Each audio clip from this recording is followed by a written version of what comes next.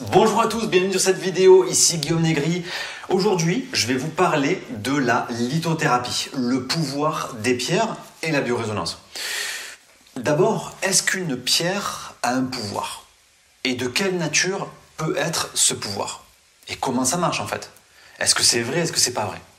Alors, ce que vous devez absolument comprendre, c'est la notion d'acquisition des niveaux énergétiques en fonction des règnes du vivant. La plupart des pierres n'ont aucun pouvoir.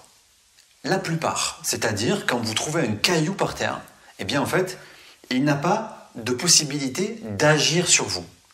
Pourquoi? Parce qu'il n'a pas de corps éthérique.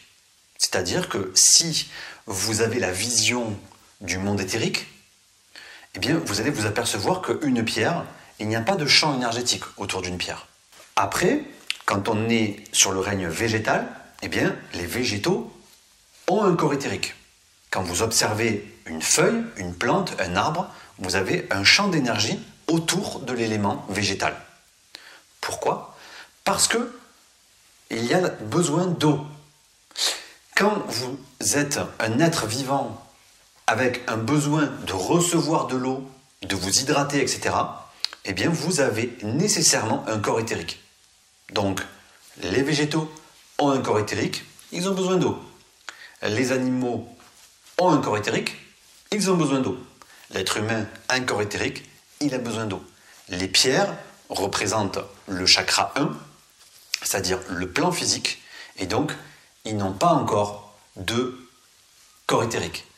Sauf certaines pierres qu'on va appeler les pierres précieuses ou semi-précieuses. Et donc, toutes les pierres avec lesquelles on travaille en lithothérapie ont évidemment un éther. Parce que ce ne sont pas des simples cailloux. Ce sont des pierres qui, dans leur construction millénaire, ont eu l'acquisition d'une partie du champ éthérique. Donc, effectivement, toutes les pierres vont avoir des propriétés éthériques, les pierres en lithothérapie, et en fait c'est comme ça qu'elles vont communiquer avec notre structure énergétique et nous apporter de l'information énergétique. Ainsi, si je porte une pierre précieuse autour du cou, eh bien ça dépend si c'est une améthyste, si c'est un quartz, etc. Eh bien il va y avoir une gamme de fréquences qui va être captée, qui va informer ma structure énergétique, c'est-à-dire ma structure éthérique.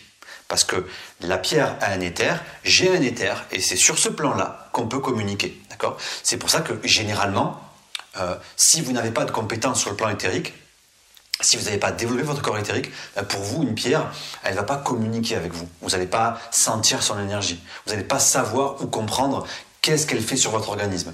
Parce que vous n'avez pas d'affinité dans la communication éthérique.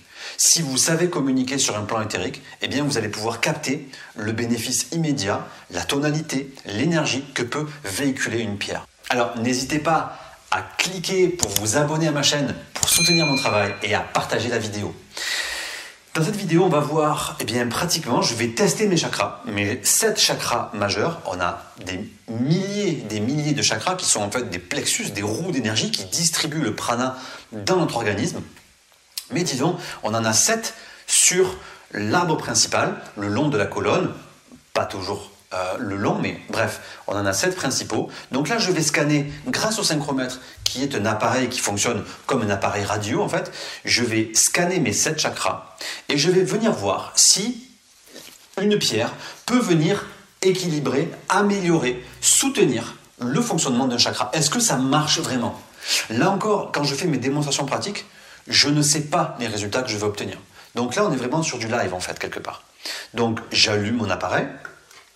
Et dans un premier temps, je vais venir voir quels sont les chakras qui fonctionnent correctement ou pas chez moi. Donc, je vais commencer par la base. Je teste le chakra numéro 1.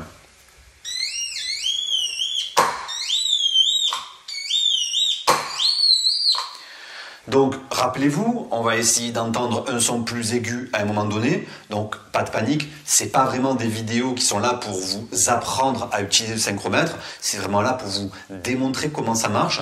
Donc, je mettrai éventuellement à l'écran une petite encoche pour vous montrer qu'il y a le son qui monte.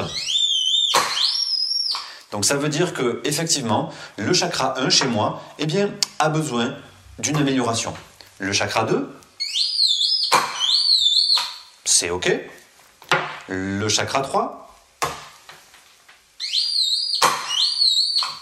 c'est OK. Le chakra 4,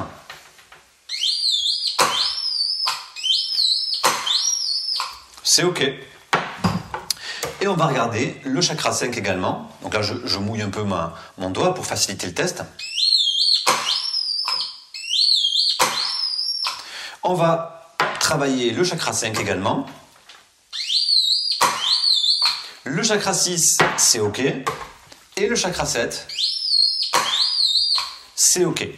Donc on voit que au moment où je fais cette vidéo, mon chakra 1 et mon chakra 5, donc vous savez, le chakra 1, il se trouve périnée.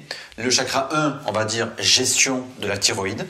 Donc le chakra 1, c'est tout ce qui va être ancrage, corps physique, plan physique, énergie vitale. Le chakra 5, ça peut être l'expression de ses émotions, les blocages qui sont liés à la communication. On est plutôt sur ces domaines-là.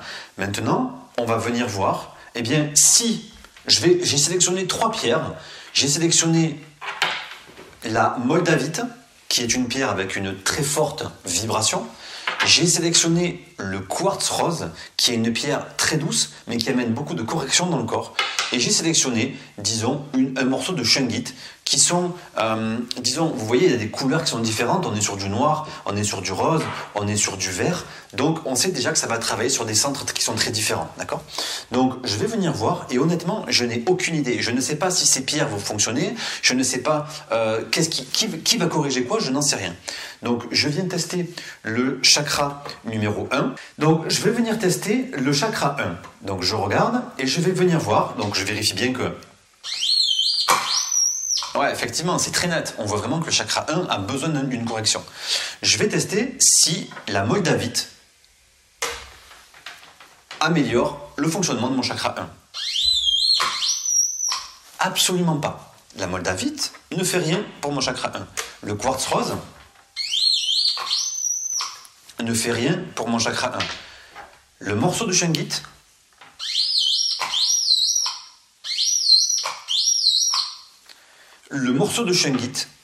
améliore mon chakra 1. C'est-à-dire que si je porte sur moi ce morceau, par exemple dans ma poche, ou si je le garde avec moi, eh bien, ça va annuler la perturbation qu'éprouve mon chakra 1. Donc en portant cette fréquence qui émane une matière éthérique, ça va améliorer le fonctionnement de ce chakra. Et pour la démonstration de la vidéo, eh bien, je vais venir tester mon chakra numéro 5. Je teste s'il est en bon état, toujours. Alors, mon chakra 1 est plus perturbé. Le chakra 5 est aussi perturbé, mais pas de la même manière que le chakra 1. Et maintenant, je vais venir chercher, est-ce que la shungite corrige aussi mon chakra 5? Absolument pas. Peut-être un autre élément, comme le quartz rose. Non plus. Et la moldavite.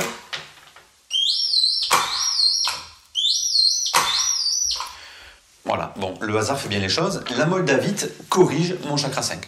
Donc, si je veux travailler sur mon chakra numéro 1, je vais porter un morceau de shungite. Je peux le porter 1, 2 jours, 3 jours, puis le mettre de côté et venir vérifier si sur l'appareil du synchromètre, eh bien, si on a toujours la même réponse. Peut-être que ça aura suffi, peut-être que ça n'aura pas suffi et il faut que je garde encore ce morceau quelque temps. Également par rapport à la moldavite au niveau du chakra 5. Je le porte sur moi ou je le porte autour du cou et je vois comment ça va venir corriger le chakra. D'accord? Rappelez-vous, on est tous différents. C'est-à-dire que c'est pas parce que chez moi la shungite a une efficacité sur le chakra 1 ou que la moldavite a une efficacité sur le chakra 5 que ça va être pareil pour vous. Peut-être que si votre thyroïde, chakra 5, ou si vos surrénales, etc., ont des problèmes ou que vos chakras sont en difficulté fonctionnelle sur ces niveaux-là, c'est peut-être pas ces pierres-là qu'il vous faut. D'accord ? Il n'y a rien de générique en biorésonance multidimensionnelle. Il n'y a pas de généralisation possible. Ça, c'est uniquement pour l'individu qui va tester ça. Donc pour moi, c'est la moldavite, et puis c'est la shungite. Voilà comment on peut venir explorer toute la la potentialité des cristaux, des minéraux, grâce à la biorésonance multidimensionnelle. Vous pouvez venir voir en fait, même si ça va venir corriger la présence de certaines entités chez vous, si ça peut corriger des systèmes organiques, si ça peut venir améliorer le fonctionnement de certains centres énergétiques, si ça peut créer des protections, etc. Grâce à cet appareil, en fait, vous pouvez avoir des outils de lecture en lithothérapie qui sont vraiment gigantesques. N'hésitez pas à aller dans la description de la vidéo, j'ai préparé une masterclass 100% offerte pour que vous puissiez aller beaucoup plus loin. Et à bientôt dans la prochaine vidéo.